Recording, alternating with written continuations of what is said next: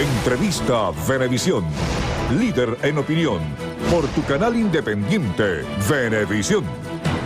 Amigos, listos para conversar en Entrevista Venevisión con nuestro invitado de hoy, Julio Borges, coordinador nacional de Primero Justicia, diputado a la Asamblea Nacional por la Unidad. Bienvenido. Eduardo, gracias y feliz año, hermano. Igualmente, feliz año a toda la familia. Enero sea feliz año. Así es, así somos los venezolanos. Sí. Bueno, el diálogo. Mucha gente entiende que se habla de diálogo, han pasado cosas interesantes por lo poco común hasta ahora.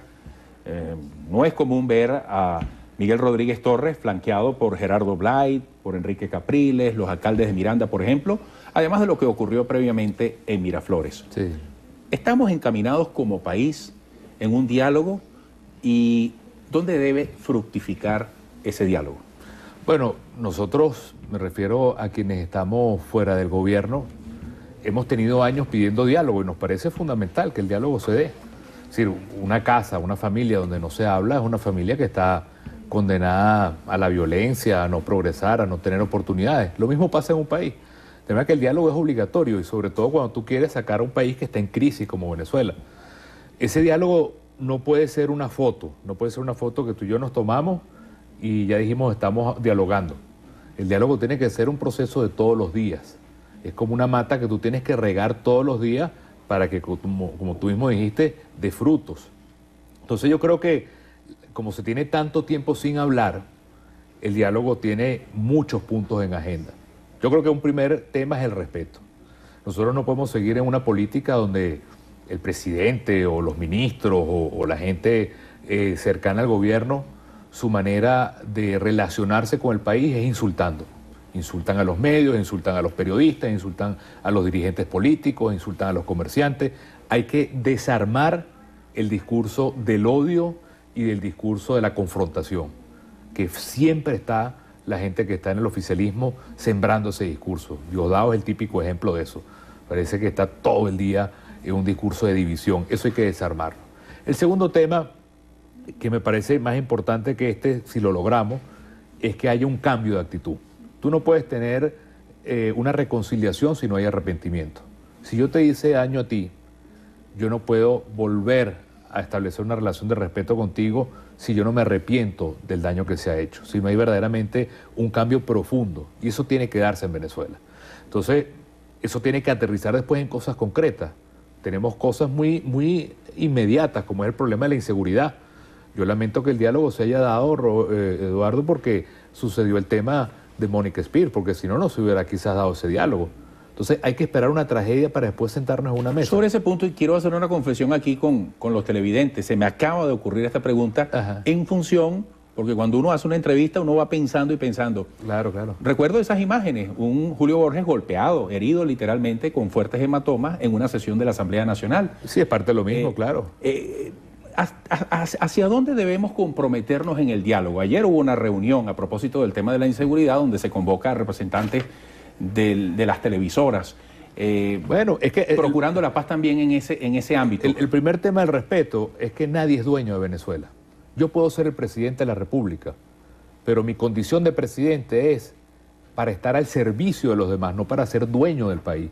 Eso se lo tienen que cambiar quienes están en el poder. Estar en el poder no es ser dueño de Venezuela, es estar al servicio de Venezuela. Entonces, es un punto muy importante.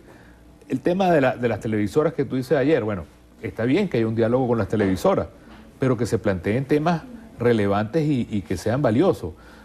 Yo creo que es falso plantearse que el tema de la violencia, por ejemplo, es un tema que está atado al problema de la televisión y las telenovelas.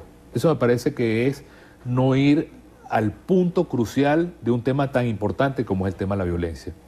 Si yo fuera presidente de la República, si yo fuera gobierno, mi obsesión, que habría que hacerlo desde anteayer, es el tema, por ejemplo, del desarme de la población, una bandera que ha impulsado Primero Justicia. Tenemos millones de armas ilegales dando vueltas. Si yo, en lugar de ir a ese problema, que es la enfermedad real, que es que tenemos una población armada ilegalmente, mezclado con droga, desempleo, deserción escolar, y yo entonces digo, eso no existe y lo que existe es regular las telenovelas, no estoy viendo el problema bien.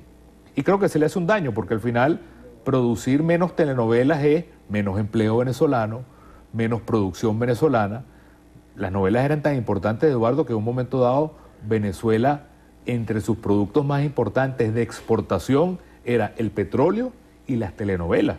Entonces, más bien, ¿por qué no buscar una manera de trabajar juntos, gobierno, medios de comunicación, sector privado, el comercio, para que tú tengas más bien más producción de programas venezolanos, novelas venezolanas, que le den empleo a los artistas, que produzcan más publicidad y que la gente pueda tener marcas venezolanas?